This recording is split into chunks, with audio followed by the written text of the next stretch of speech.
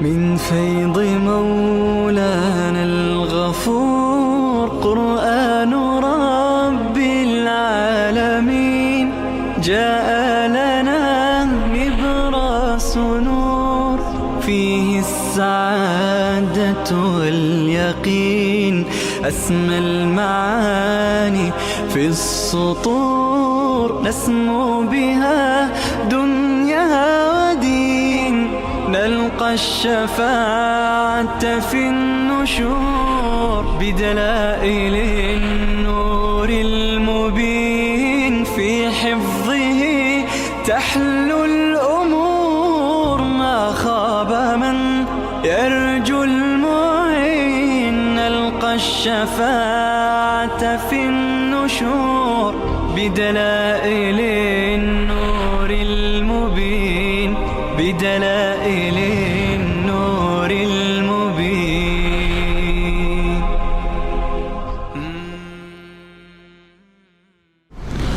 أعوذ بالله من الشيطان الرجيم. بسم الله الرحمن الرحيم. سبحان الذي أسرى بعبده ليلا من المسجد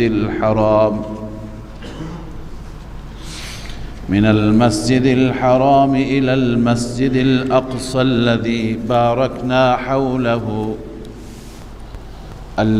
باركنا حوله لنريه من آياتنا إنه هو السميع البصير.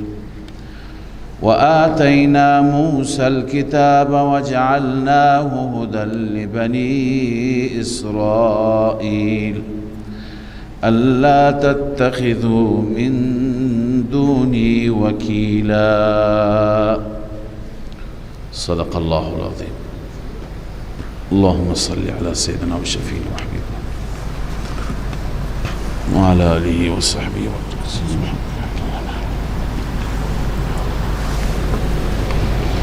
سوره مبارکه بنی اسرائیل هست یا سوره اسراء. وجه تسمیه به اسراء همین که واقعه اسراء به شب سفر کردن از مسجد الحرام تا مسجد الاقصی، این را میگن اسراء. از مسجد الحرام تا مسجد الاقصی. و بنی اسرائیل به این خاطر که بحث بنی اسرائیل و قضیه بنی اسرائیل در این سوره بیان شده. و قضینا الی بنی اسرائیل. این سوره آغاز شد. ابتداءً مناسبت این سوره و ربط این سوره با سوره گذشته سوره النحل. در سوره نحل خواندیم که در پاسخ مشرکان، در جواب مشرکان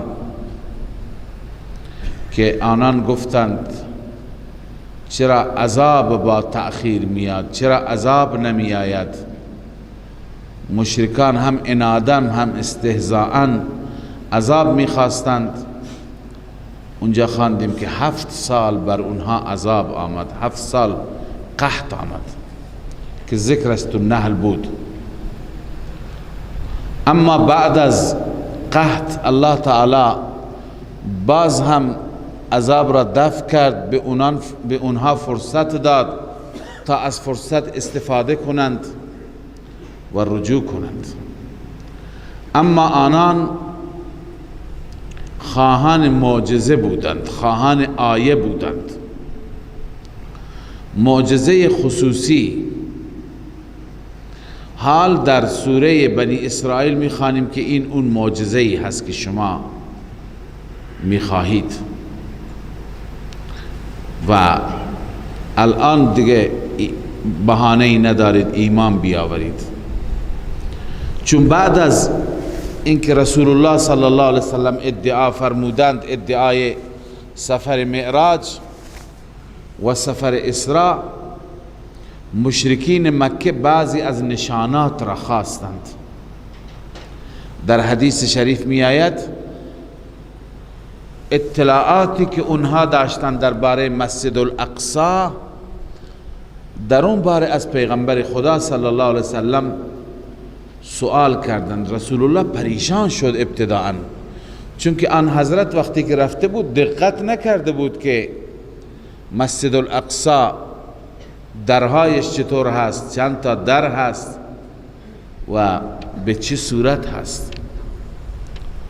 علی ای حال اینها وقتی که سوال کردند الله تعالی در جلوی چشم آن حضرت صلی الله علیه وسلم مسجد الاقصی را قرار داد که با مشرکین نشسته مسجد الاقصی را می دید.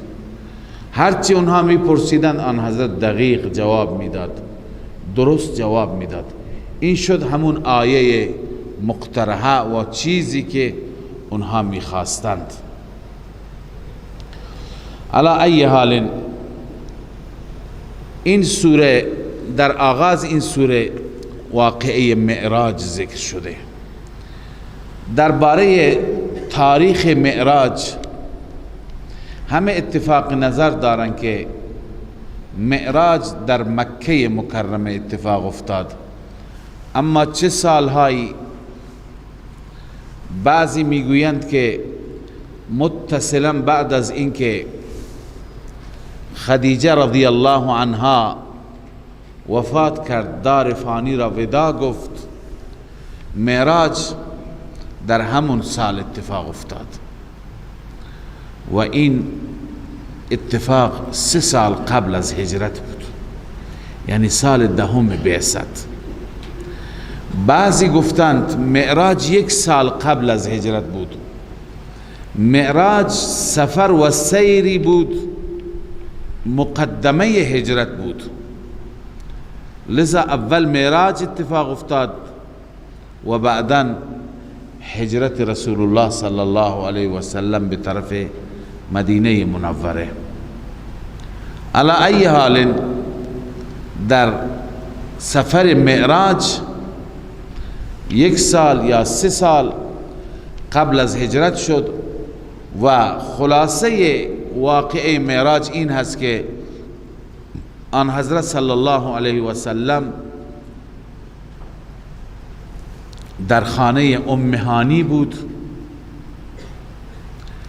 آنجا آن حضرت صلی الله علیه و سلم سر مبارک خودش را گذاشته بود تا اینکه جبرائیل امین آمد و پیغمبر را از خانه ام هانی از اونجا به طرف مسجد الاقصی برد.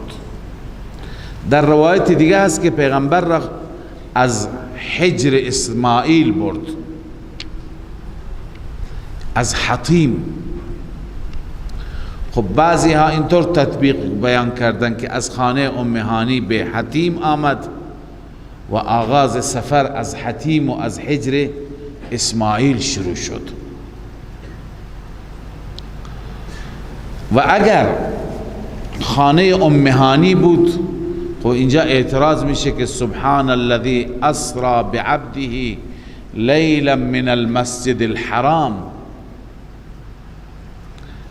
از مسجد الحرام برد، اونجا خانه ام هانی بود. درسته، بعضی جواب میدن درست خانه ام هانی بود، مسجد الحرام نبود، اما امروز اون جزء مسجد الحرام است. الله عزوجل، اینم یکی از معجزات است. الله تعالی عالم بما کان و بما یکون هست. در آینده مسجد الحرام حد و مرزش تا کجا هست خدا میداند، اون جزء مسجد الحرام هست، لذا از مسجد الحرام برد. و بعضی دیگه همون توجیه را که عرض کردم که میگن نه، از مسجد الحرام ابتدا و آغاز شد، از خانه ام هانی به مسجد الحرام تشریف آوردن و از اینجا به آسمان ها. اما سفر معراج چه سفری بود؟ معراج میگویند چون که در حدیث آمده عرج بی، من بالا برده شدم. معراج میگه نردبان را، چون که آله چی هست؟ آله بالا رفتن است، وسیله به بالا رفتن است.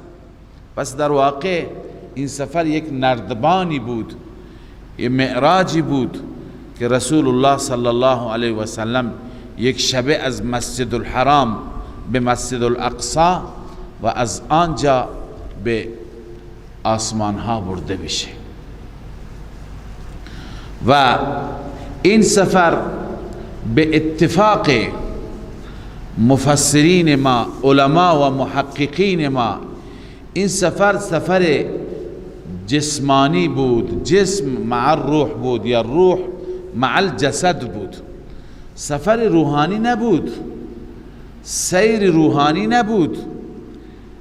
بعضی گرچه میگن سیر روحانی بود به خاطر اینکه امروز تکذیب نشوند، چون بعضی ها غیر دین هستن میگن چطور امکان داره و اونها با امکانات ظاهری میسنجند، لذا بعضی مسلمانان که متأثرند میگه این سفر روحانی بود یا سفری بود که در خواب بود. وقتی که در خواب باشد، روحانی باشد، چگونه میتواند معجزه‌ای برای رسول الله باشد؟ العیاذ بالله من و شما هم میتونیم تو خواب ببینیم، امکان داره برای ما در خواب ببینیم که رفتیم، کجا رفتیم؟ بهشت رفتیم. خیلی مردم هستند بهشت را خواب میبینند، رفتند آسمان ها رفتند، عرش رفتند و سدرة المنتهی رفتند به خواب. این برای غیر پیغمبر هم ممکن است. پس معجزه بودنش در صورتی هست که ما قائل باشیم که این سفر چی بود؟ روح مع الجسد. و خدمت شما عرض کنم که وقتی که رسول اکرم صلی الله علیه و سلم برده شدن، در احادیث مفصل هست که در هر آسمانی با پیغمبری و پیغمبران روبرو شدن، استقبال شد از رسول الله، مرحبا و خوش آمدگویی شد، تا اینکه آن حضرت صلی الله علیه وسلم به آسمان هفتم رفتند. از آسمان هفتم جهنم را هم بررسی کردند، بازدید کردند، بهشت را هم بازدید کردند. رسول الله صلی الله علیه وسلم افراد مختلفی را که در عذاب گرفتار بودند در جهنم دیدند، در حدیث تفصیلش موجود هست. بهشت هم رفتن، سدرة المنتهی هم رفتن، با رب خودشون هم کلام هم شدن. همه این سیر را آن حضرت صلی الله علیه وسلم داشتند و از اونجا برگشتند به مسجد الاقصی و از اونجا براق را، چون که با براق رفتن، باز برگشتن به طرف مسجد الحرام. امامت انبیا هم کردن. چه نمازی بود؟ بعضی میگویند که نماز صبح بود، یعنی وقت برگشتن به مسجد الاقصی صبح نماز دادند. و یک نکته خدمت شما عرض کنم، نکته جالبی در بعضی تفاسیر نوشتند، اون این هست که وقتی که ابو سفیان در دربار هرقل بود و از ابو سفیان درباره پیغمبر میپرسید، ابو سفیان میگفت که بعداً میگفت که من وقتی که میخواستم درباره پیغمبر صحبت بکنم، هر چی که از من میپرسید من جواب میدادم، او تایید میکرد که انبیاء خدا این چنین هستند. مثلا گفتم که اونهایی که از او تبعیت میکنند قشر پایین جامعه هستند، قشر پایین قوم هستند و از این قبیل صحبت ها. میگه من نتونستم که خلاف بگم، دروغ بگم، به خاطر اینکه جایگاه خودم سرداری بود، فردا خودش تکذیب نشه و خودش دروغگو نشه، به این چیزها پایبند بود. لذا هر کاری کردم دیدم که هیچ دستاویزی نیست برای انکار اینها.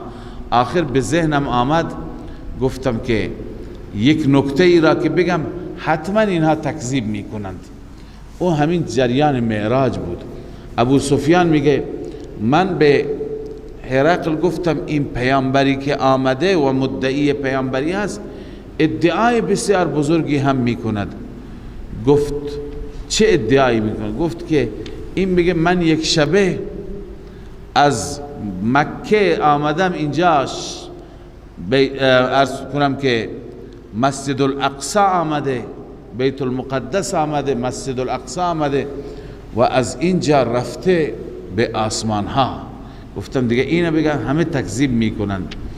میگه که اسقف بزرگ اونجا کلیسای مسجد الاقصی گفت که من اون شب را گواهی میدهم، اون شب را تایید میکنم. کی بود تاریخ را وقتی که پرسید گفت که نزدیک همون تاریخی که شما میگید، در همون تاریخ یک شبی بعد از این که ما عبادت کردیم و میخواستیم که درها را ببندیم، خادم ها آمدن، هر یکی درهای مخصوصی بود، وظیفه داشتن، این در بزرگ را هر کاری کردیم بسته نشد. تمام خادمان مسجد الاقصی آمدند و هر چی زور زدند این در گویی که ته زمین رفته بود و این در اصلا تکان نمیخورد. آخر ما به این نتیجه رسیدیم که این در نشست کرده و در باید فردا که روز بشه این در باید بیاند نجارها درست کنند، اصلاحش کنند. لذا به اونها گفتم که به همین حال رهایش کنید. رهایش کردیم، رفتیم. صبح وقتی که آمدیم دیدیم که اثرات گویا حیوانی هست، اما اثرات براق بود که اینجا به سنگی بسته شده بود در همون ایوان مسجد الاقصی. و بعد از اینکه صبح ما نماز خواندیم یا صبح عبادت خودمون را به جا آوردیم، در را وقتی نگاه کردیم در هیچ عیبی نداشت، بستیم دیدیم راحت بسته میشه. من همون شب به خادم های مسجد الاقصی گفتم که دیشب اینجا اتفاقی افتاده، حتما یکی از انبیاء خدا و یکی از خاصان خدا اینجا آمده که ما نتونستیم در را ببندیم. الان که تو تعریف میکنی واقعا درست است، این حرفش هم حرف خلافی نیست. ابو سفیان میگه من دیگه چیزی نداشتم، ساکت شدم. علی ای حال تایید جریان معراج از زبان اون عرض کنم که راهب کلیسا یا دین مسیحیت هم در حضور هرقل شد. اینجا الله عزوجل ذکر می فرماید بعد از اینکه این معجزه را الله بهش داد، به رسول خودش داد، می فرماید سبحان الذي اسرا بعبده. اولا من در رابطه با اینکه سفر معراج جسمانی و روحانی بود عرض کردم، اما یکی دوتا از عبارتهای سلف چون در این رابطه اختلاف است، ذهب با معظم السلف والمسلمین، بیشتر سلف و بیشتر مسلمانان به این سمت و سو رفتن، الى انه کان اسراء بالجسد و فی الیقظه، واقعه اسراء با جسد بود و در حال بیداری بود، در حال خواب نبود. قرطبی جامع البیان هم میگه والاصح ان الاسراء فی الیقظه بعد البعثه مره واحده، در یقظه بود بعد از عرض کنم بعثت رسول الله بود. البته در همین سوره هست که و ما جعلنا الرؤیا التي اریناک، درباره همین سفر معراج است، ما قرار ندادیم رؤیایی که به شما نشان دادیم. از اون کلمه رؤیا بعضی از مفسران میگن در خواب بوده، از ابن عباس هم چنین چیزی منقول است. اما بزرگان ما پاسخ دادن دو جواب. یک جواب اینه که سفر معراج ابتداءً در خواب رسول الله آمد، این به عنوان مقدمه بود. گاهی شما خواب میبینید که رفتید بیت الله، بعد از خواب خداوند نصیبتون هم میکنه، این دیگه اون خواب مقدمه سفرتون بود. رسول اکرم صلی الله علیه وسلم ابتداء در خواب دیدند و بعدا در بیداری خدای عزوجل ایشون را برد. این یک پاسخ، یک جواب. جواب دوم اینه که رؤیا یه چیز رویایی، یه چیز عجیب. مثلا شما میری جای یک صحنه بسیار زیبا را میبینی، یک منظره بسیار قشنگ را میبینی، میگه که رویایی هست. بعدن میای میگه یک رویا بود این سفر برای من. یعنی اصلا در بیداری از این نوع سفرها نمیشه، مثل سفرهای خواب بود، سفرهای رویایی بود. پس رؤیا از این جهت به سفر معراج گفته شده در قرآن، نه اینکه در خواب پیغمبر رفتند، بلکه اون میماند مثل یک سفر رویایی. والله اعلم. الله می فرماید سبحان الذی اسرا بعبده، پاک است آن ذاتی که اسرا بعبده، به وقت شب برد بنده خودش را. ببینید اینجا معجزه رسول الله صلی الله علیه وسلم بیان شده و در این معجزه شرفی هست برای پیغمبر محبوب خدا. اما ببینید در زمان شرف، در وقت معجزه، خداوند چه صفتی برای پیغمبر خدا بیان میکنه؟ بعبده. چی؟ بعبده. خدا عبدش را برد. این شاید یکی از حکمت ها این باشه که وقتی که این معجزه ظاهر شد، کسی فکر کنه که این پیغمبر به چه جایگاهی رسید، به چه مرتبه‌ای رسید که یک شبه از مسجد الحرام به مسجد الاقصی و از اونجا به آسمان ها سیر کرد و همه جا را دید و همون شب برگشت. پس این جایگاه ملک هست، فرشته هست، جایگاه خدایی هست. چه جایگاهی هست؟ الله اشاره میکنه با وجود این مقام و عزت، با وجود این معجزه که خدا بهش داد، باز هم به عبده، عبد خداست، بنده خداست، از عبدیت خارج نشد. این در واقع اشاره ای هست که اگر خدای عزوجل به بنده از بندگانش کرامت میبخشد، این به این معنا نیست که اون بنده دیگه از بندگی خارج شده و به جایگاه الوهیت العیاذ بالله رسیده. نه، اسرا بعبده، بندهش را برد لیلا من المسجد الحرام، به وقت شب از مسجد حرام الى المسجد الاقصى، بسوی اون مسجد اقصا الذي بارکنا حوله، آن مسجد الاقصی که ما برکات دادیم اطرافش، برکات دینی و دنیوی. برکات دینی این که همه انبیا از اونجا بودند، از اون منطقه بودند، محبت انبیا و محل بعثت انبیا هست. برکات دنیوی دیگه شام بود. شام عرض کردم عروس خاورمیانه هست، از نظر زیبایی، از نظر سرسبزی، از نظر میوه. بردیم این بنده خودمون را به اون سرزمین، به اون مسجدی که برکت انداختیم اطرافش، لنوریه من آیاتنا، این حکمت اسراست، تا که به اون نشان بدهیم بعضی از آیات ما را.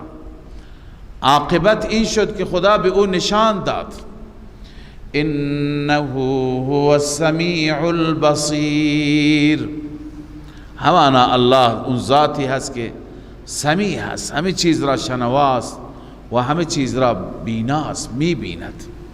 لذا الله تعالی عکس العمل شما را هم میبیند. مشرکان عکس العمل منفی نشان دادند، همه مسخره کردند. حتی یکی دوان پیش ابوبکر صدیق رفت، میگن امیه بود، بعضی دیگران را نام بردن، که شنیدی صاحب شما چی گفته؟ ابوبکر خبر نداشت، از بیرون می آمد. چی گفته؟ میگه من یک شبه از فلان جا تا فلان جا رفتم، از اونجا تا اونجا رفتم، همه اینها در یک شب انجام گرفت. بازم تاییدش میکنی؟ بازم قبولش داری؟ ابوبکر صدیق فرمود اگر او گفته او راست میگه، اون بغیر از راستی چیزی دیگه نمیگه. لذا الله اقوال را شنواست، احوال را بیناست. و آتینا موسی الکتاب، در اینجا دلیل نقلی هست از موسی علیه السلام. و آتینا موسی الکتاب و جعلناه هدی لبنی اسرائیل، ما به موسی علیه السلام کتاب دادیم، یعنی تورات دادیم، و تورات را هدایتی برای بنی اسرائیل قرار دادیم با این مضمون که الا تتخذوا من دونی وکیلا. این مطلب را در تورات اعلام کردیم که نگیرید بغیر از من الله هیچ کسی را کارسازتان. کسی که کارساز شما باشد بغیر از من خدا نیست. در تورات، در کتاب موسی این مطلب نوشته شد. بس ببینید این دلیل نقلی از کتاب موسی شد. ذریت من حملنا مع نوح، این ذریت ندا هست با حذف حرف ندا، یعنی یا ذریت من حملنا مع نوح، ای اولاد آن کسانی که ما حمل کردیم آنها را با نوح، یعنی در کشتی نوح سوار بودند و نجات یافتند، شما اولاد همانها هستید. ببینید اینجا خدای تعالی ما را به چه خطابی خطاب کرده. اون پدرانی را ذکر می کند که اون پدران متعلق به انسانیت هستند و اونها در طوفانی سهمگین، در طوفان جهانی نجات یافتند.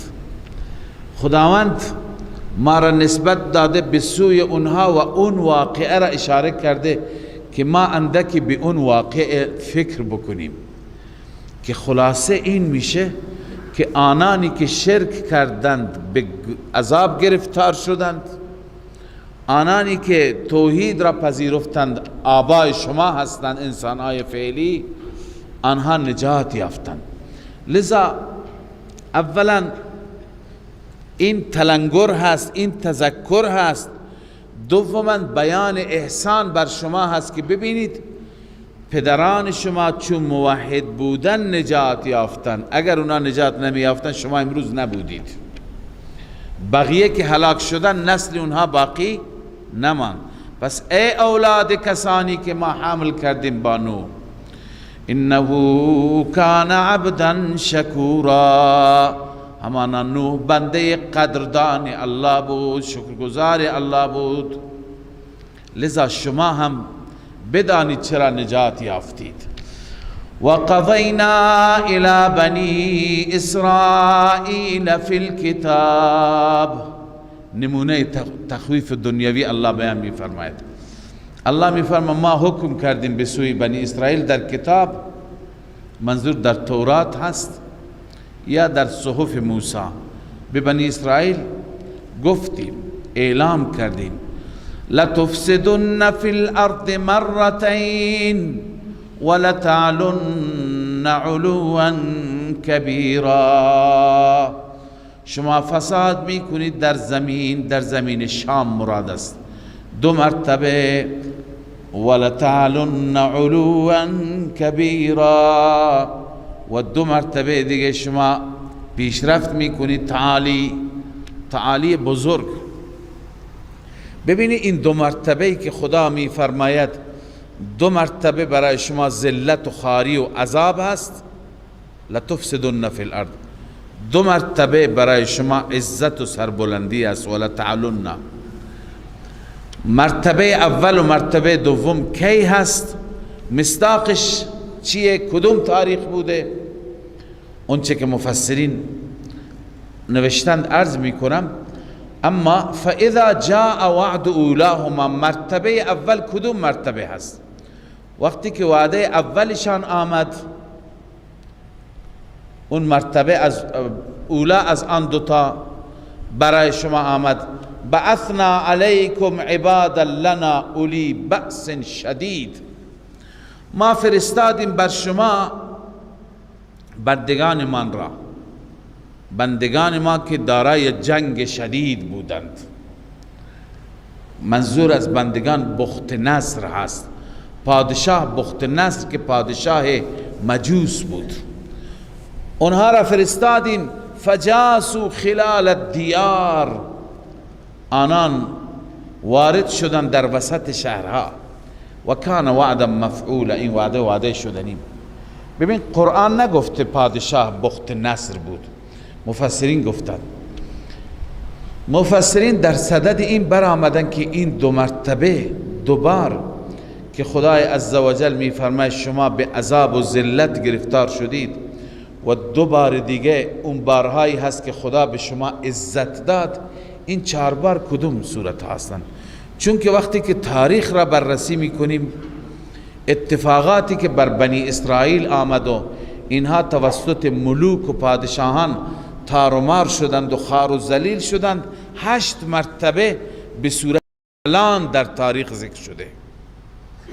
8 مرتبه سختترین روزها برای اینها بود در قرنهای مختلف، در زمانهای مختلف.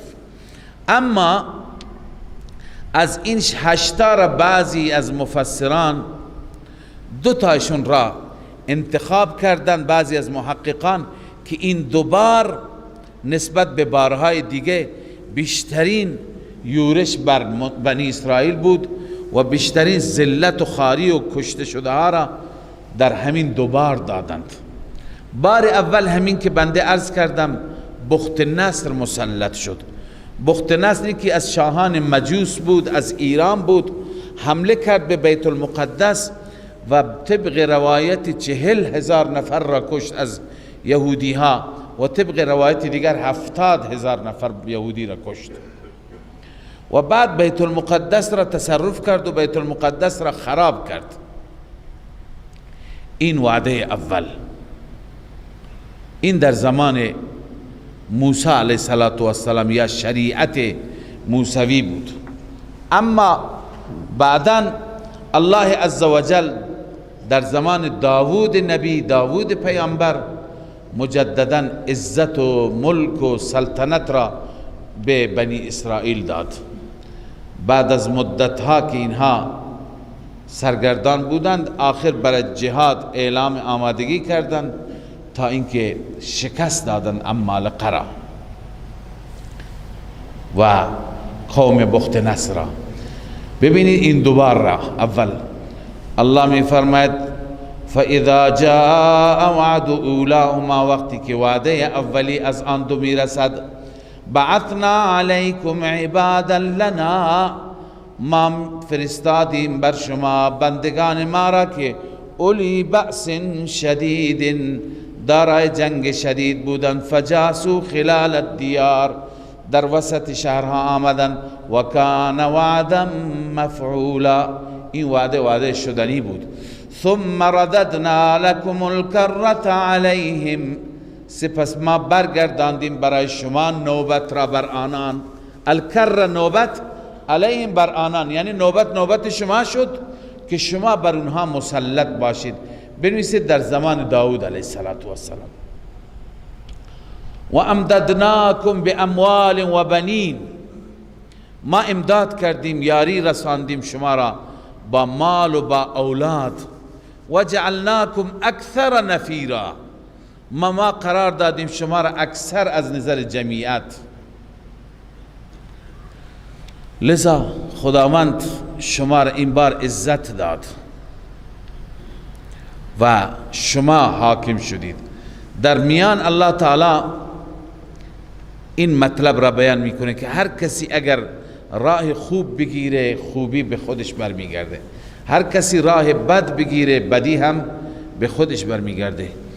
الله می فرماید ان احسنتم احسنتم لانفسکم، اگر شما احسان کنید، احسان به معنی نیکی هم میاد، به معنی اخلاص هم میاد. ان تعبد الله کانک تراه. احسنتم لانفسکم، این احسان برای خودتان است، به نفع خودتان است. و ان اسأتم فلها، اگر بد کنید هم برای همون نفس است، این بدی به او میگردد. فاذا جاء وعد الاخره، وعده دوم بنی اسرائیل را فرمود که لتفسدن فی الارض مرتين. یکی در همون زمان بخت نصر بود که اینها کتاب خدا را، تورات را پشت سر گذاشتند، خدا اون عمالقه را، اون بخت نصر را بر اونها مسلط کرد. وعده دوم بیشتر درباره وعده دوم اختلاف است، اما بسیاری از محققین من جمله شیخ حسین علی رحمه الله معتقد است این زمانی هست که اونها شریعت عیسوی را ناسپاسی کردند. اولی شریعت موسوی، دومی شریعت عیسوی، دین عیسی علیه السلام را اینا چیکار کردند؟ ناسپاسی کردند. زکریا و یحیی علیهم السلام را شهید کردند و خیلی فساد کردند، بر علیه عیسی قیام کردند، تا اینکه الله تعالی عیسی را که به آسمان ها رفع کرد. بعد از اون الله تعالی شاه بابل را که معروف بود به شاه فردوس، شاه بابل هست یا بابل، بر اینها مسلط کرد، مثل بخت نصر تصرف کرد. مسجد الاقصی را، بیت المقدس را، هزاران هزار از اینها دوباره کشت. لذا الله تعالی این نوبت دوم بیان می فرماید که شما قومی دیگر بر شما مسلط کردم. بله، فاذا جاء وعد الاخره، وقتی که وعده دوم آمد. اینجا مقدر است بعثنا عبادا لنا، ما بندگان خودمون را چی کردیم؟ مبعوث کردیم، بلند کردیم. لیسوء وجوهکم، تا چهره شما را بد کنند، یعنی بر شما ظلم کنند، شما را شکنجه بدند. ولیدخلوا المسجد کما دخلوه اول مره، تا اینکه داخل مسجد بشن همانطور که بار اول داخل شدند. ولیتبروا ما علوا تتبیرا، تا اینکه تباه کنند بر هر چی که مسلط شدند تباه کردنی. لذا ای بنی اسرائیل، ما دوبار به شما عذاب دادیم، عذاب سخت، و دوبار هم بر شما برگشتیم، بازگشت و رجوع کردیم. لذا از این به بعد به خود شما بستگی دار. ان احسنتم احسنتم لها عسى ربكم ان يرحمكم و ان عدتم عدنا. امید هست رب بر شما رحم کند، بنویسید به صورت اتباع شریعت محمدیه، یعنی از شریعت رسول الله اتباع کنید، خدا بر شما رحم می کند. اما اگر بازم شما به سوی کفر و ناسپاسی رفتید، ما هم به عذاب شما می رسیم.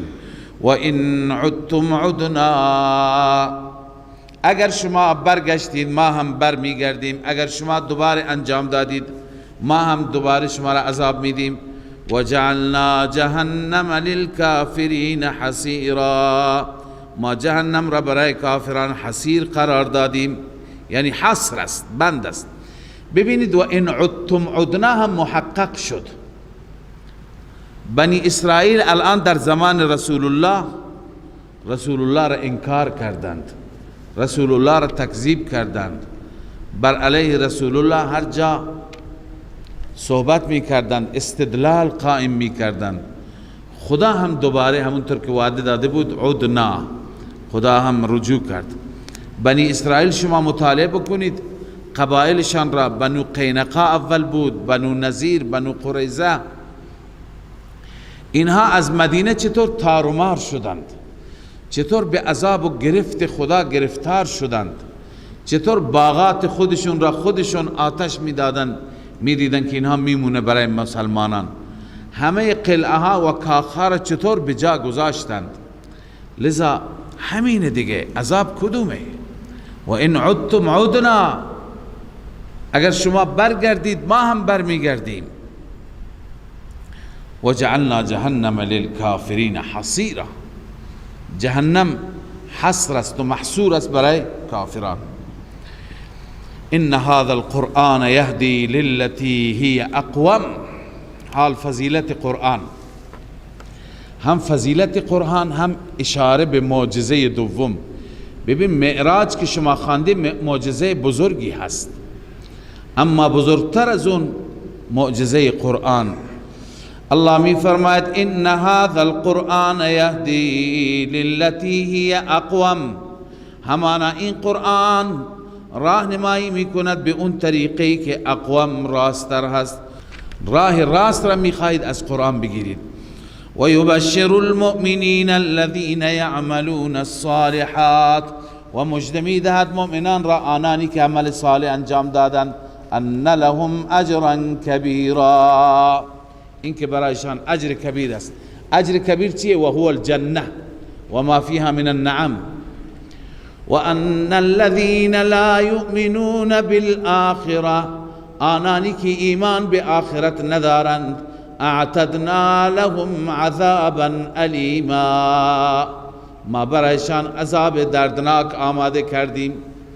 اینجا خدای عزوجل عناد قوم رسول الله را بیان می فرماید. و یدعو الانسان، گرچه طبعا همه انسان ها این جور هستند، اما واقعه خاص اشاره دارد که ما نباید حصرش بکنیم در اون واقعه خاص، بگیم آیه عمومی هست. الله می فرما و یدعو الانسان بالشر دعاءه بالخیر، انسان شر می خواهد، دعاءه ای کدعائه، مثل دعایش که خیر می خواهد. چطور همه انسان ها خوبی می خواهند، خیر می خواهند، عافیت می خواهند، سلامتی و تندرستی می خواهند، بعضی از انسان ها هستند که شر برای شر همینطور عجله دارند. این انسان که اشاره به نضر ابن حارس است که از خدا عذاب خواست، ان کان هذا هو الحق من عندك فامطر علينا حجارة من السماء. ناظر و کسانی که مثل ناظر بودند، این انسان چقدر ناسپاس است. یا بقیه مشرکین که به پیغمبر میگفتند زودتر عذاب بیار. بس انسان میخواهد شر را مثل خواستنش خیر را. و کان الانسان عجولا، انسان طبعا عجول است، شتابگر است. چرا عجله میکند؟ چرا فکر نمیکند؟ به همه ابعاد نمی اندیشد. و جعلنا اللیل و النهار، اول ما یک دلیل عقلی خواندیم، این دومین دلیل عقلی هست. دومین دلیل عقلی، الله از لیل و نهار که دو تا نعمت حسی هستند، هر شب و هر روز ما با اینها مواجه هستیم. الله می فرماید و جعلنا اللیل و النهار آیتین، ما قرار دادیم شب را و روز را دو آیه. فمحونا آیت اللیل، آیه شب را محو کردیم، به این معنی که در شب هیچی پیدا نمیشه، هیچی قابل رؤیت نیست. و جعلنا آیت النهار مبصره، و علامت روز را مبصر قرار دادیم. مبصر یعنی سبب بینایی، سبب بصارت، که همه جا را میبینید. چرا همه جا را روشن قرار داده؟ لتبتغوا فضلا من ربکم، تاکه فضل پروردگار را بطلبید. فضل پروردگار مال حلال از طریق تجارت است. ولتعلموا عدد السنین والحساب، تاکه تعداد سالها و حساب را بدانید. شب و روز برای همین است، انسان حساب را بداند، کتاب را بداند. و کل شیء فصلناه تفصیل، جامعیت قرآن همه چیز را ما مفصل تفصیل بیان کردیم، تفصیل وار بیان کردیم در قرآن. همه چیز منظور آن چیزهایی که ما نیازمندیم، چیزهایی از عقاید ما، از افکار ما، از اخلاق ما، از عبادات و عادات ما، اونها را الله در قرآن بیان فرموده. و کل انسان الزمناه طائره فی عنقه. این تخویف اخروی هست. الله می فرماید هر انسانی را ما لازم قرار دادیم پرنده اش را در گردنش. طائر اینجا به معنای پرنده است لفظا، اما به معنای از نظر مراد و مفهوم اعمال نامه هست. چی هست؟ اعمال نامه. هر انسانی نامه اعمالش در گردنش هست، آویزان هست. و نخرج له یوم القیامت کتابا یلقاه منشورا. الله می فرماید که ما بیرون می کنیم برای اون انسان، نشان می دهیم در روز قیامت کتابا یلقاه منشورا، مکتوبی که او را میابد منشورا باز شده، گشوده شده. اقرأ کتابک، ای انسان، از طرف الله گفته میشه ای انسان نامه اعمالت را بخوان. کفا بنفسک اليوم علیک حسیبا، نفس خودت امروز کافی هست از نظر حسابگر. خودت حساب بگیر چیکار کردی. من اهتدى فانما یهتدی لنفسه. الله می فرماید هر کسی که هدایت بشه فانما یهتدی لنفسه، این هدایتش به نفع خودش است. این بیان سنت الله است. هر کسی را که خدا هدایت کند به نفع خودش است. و من ضل فانما یضل علیها، هر کسی که گمراه بشه جز این نیست که گمراهی میشه بر علیه خودش. ولا تزر وازرة وزر اخرى، حمل نمی کند حمل بار گناه هیچ حمالی، هیچ حمل کننده ای وزر اخرى، گناه دیگری را. یعنی در روز قیامت هر کس گناه خودش را. اینطور نیست که بگیم بعضی ها گناهشون به گردن بعضی دیگر. امکان داره بعضی دیگه به خاطر گمراه کردن انسان ها بیشتر شکنجه ببینند، اما گناه دیگران به دوش اونها نمی افتد. و ما كنا معذبین حتی نبعث رسولا. اما الله می فرماید ما عذاب نمی دهیم حتی که پیامبر بفرستیم.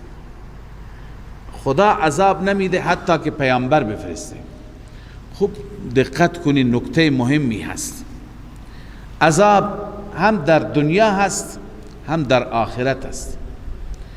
کسانی که هیچ دعوتی به اونها نرسد، نه دعوت پیامبران نه دعوتگران جانشینان پیامبران، اینها در دنیا عملی انجام ندهند، ایمانی هم به خدا که بلد نباشند نیاورند و باز کفر و شرک هم نکنند.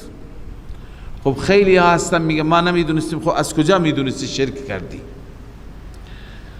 پس این افراد به عذاب الهی گرفتار نمیشوند. اینها تکلیفشون را الله بهتر میداند. اما آیه میگه و ما كنا معذبین حتی نبعث رسولا. رسول را برای چی میفرستیم؟ لاقامت الحجت و قطعا للعذر، تاکه حجت تکمیل بشه، عذرشون قطع بشه. پس و فیه دلیل علی ان ما وجب انما وجب بالسمع لا بالعقل. از اینجا معلوم میشه که اون چیزی که بر ما انسان ها واجب است با سمع نه با عقل. خازن گفته، معالم التنزیل گفته. مطلب اینه که اگر انسان هیچ دعوتی بهش نرسد، تنها با عقل خودش امکان داره خدا را پیدا بکنه. همین که به زمین و آسمان ها نگاه بکنه بگه حتما اینها آفریننده ای دارد، همین اندازه عقل که حکم بکند برای ایمان کافی هست. بقیه اعمال را که انسان انجام ندهد، چون که اعمال بهش نرسیده، به سمعش نرسیده، اطلاع نداشته، پس عذاب خدا این قانونش هست. اما اونهایی که شنیدند، برای خودشون پیغمبر نیامده ولی شنیدن ابراهیم بوده، موسی بوده، عیسی بوده، تحقیق نمی کند این انسان مثل این نیست، اون گرفتار میشه. لذا الله می فرماید که و اذا اردنا ان نهلك قریة امرنا مترفیها. این آیه چند تا تفسیر داره. هرگاه این تخویف دنیوی هم است، هرگاه ما بخواهیم هلاک بکنیم قریه ای را، امرنا مترفیها. چند تا قرائت هم داره، یکی امرنا، یکی آمرنا، یکی امرنا. سه تا. ببینیم معنای متبادر که اکثر مفسرین گرفتند همین معنا هست که ما هر وقتی که قریه ای را بخوایم هلاک بکنیم دستور میدیم مترفین آنجا را.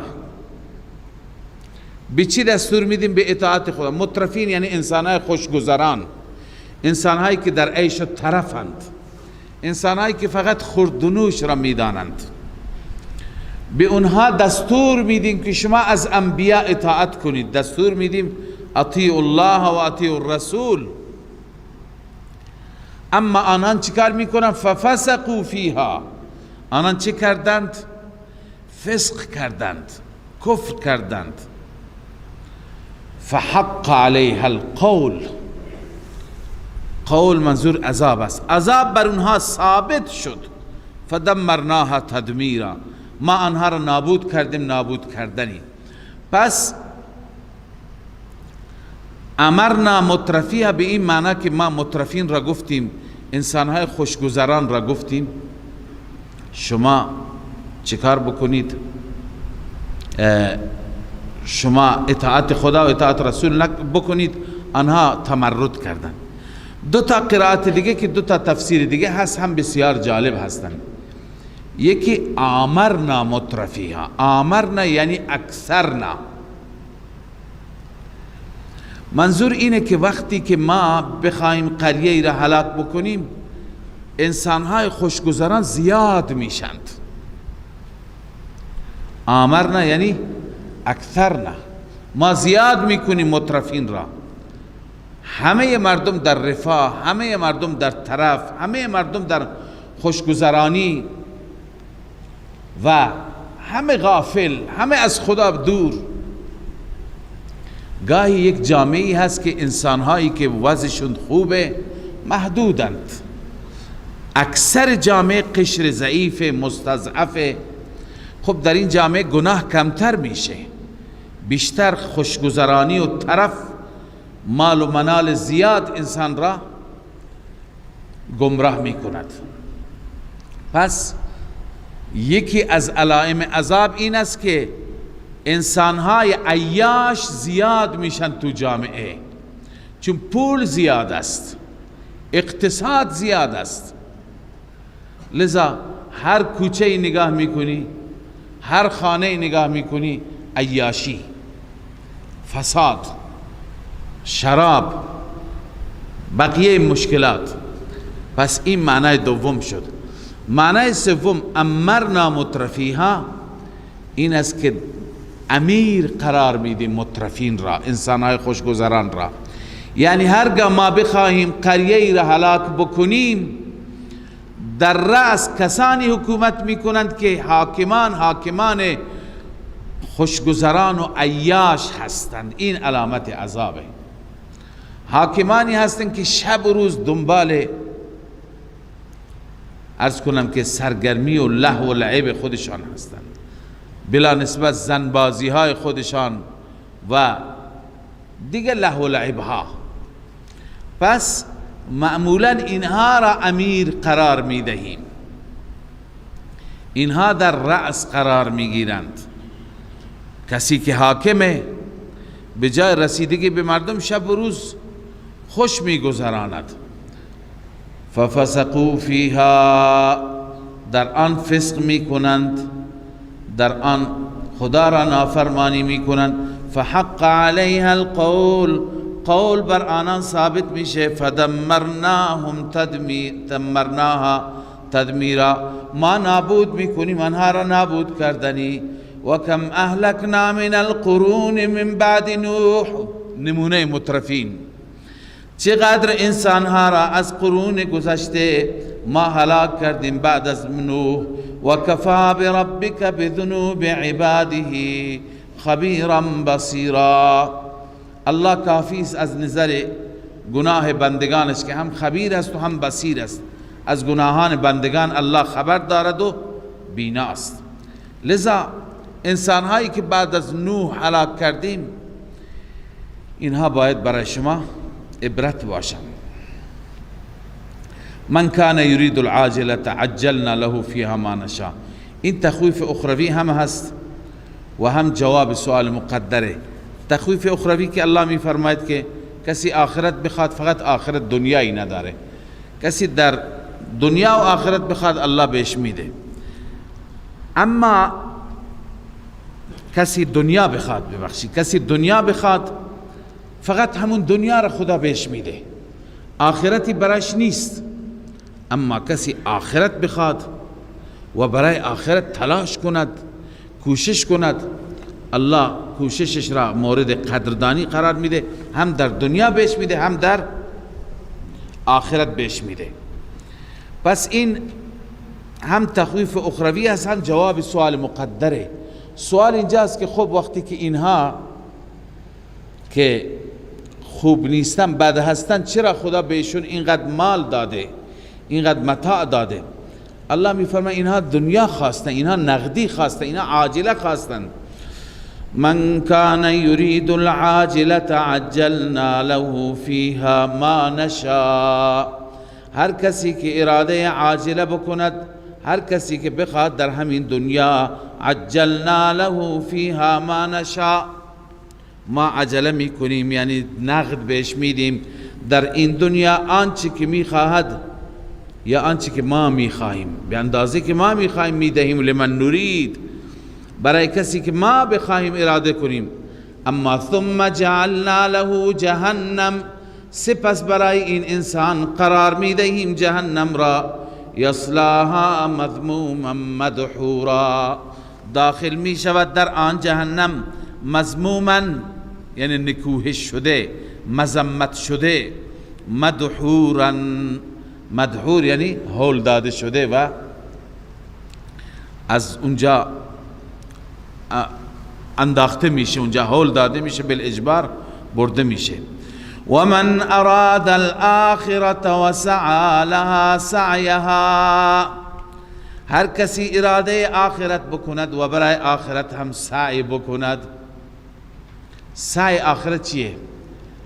دستورات خدا را بجا بیاورد، از منهیات خدا پرهیز کند. و هو الاتیان بما امروا والانتهاء عما نهوا، آنچه که امر شده انجام بده، از آنچه که باز داشت شده باز بیاید. و هو مؤمن، شرط ایمان مهم است. فاولئک کان سعیهم مشکورا، این افراد سعیشان قدردانی میشه، مقبول میشه. کلا نمد، به هر یک ما میرسانیم، به هر یک رسیدگی میکنیم. هؤلاء و هؤلاء، هؤلاء اینها یعنی طالبان دنیا یا مقبولین، طالبان آخرت، و هؤلاء و اینها طالبان دنیا، یعنی هم به طالبان آخرت و دین ما میدهیم، رسیدگی میکنیم در دنیا البته، و هم به طالبان دنیا. اونی که فقط دنیا میخواد هم خدا بهش نان میده، اونی که فقط آخرت میخواد هم خدا بهش نان میده. و ما کان عطاء ربک محظورا، عطای ربت ممنوع نیست، جلوگیری نمیشه از عطای رب. انظر کیف فضلنا بعضهم على بعض، این ترغیب هست به سوی آخرت. ببین ما چطور فضیلت دادیم بعضی را بر بعضی.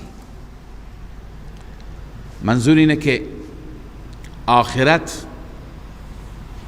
بر دنیا، یکی این هست، یکی این که نه، انسانها را بر بعضی، بعضهم علی بعض، یعنی زندگی آخرت را بر زندگی دنیا فضیلت داده، یا اینکه انسانها را بعضی بر بعضی. فی الرزق والجاه فی الدنیا بلا قید ایمان، قید ایمان اینجا شرط نیست، چه از نظر رزق، چه از نظر عرض کنم پست، مقام.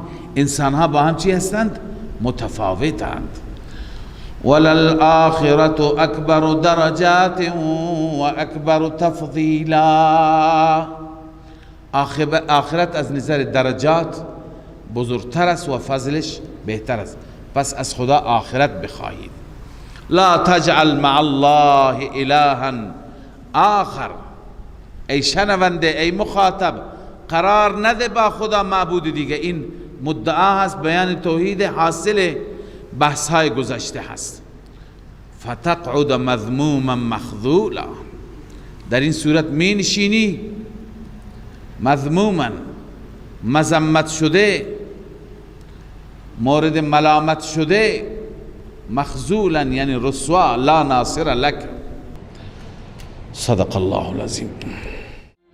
من فيض مولانا الغفور قرآن رب العالمين جاء لنا نبراس نور فيه السعادة واليقين أسمى المعاني في السطور نسمو بها دنيا ودين نلقى الشفاعة في النشور بدلائل النور المبين في حفظه تحلو الأمور ما خاب من يرجو المعين نلقى الشفاعة في النشور بدلائل النور المبين بدلائل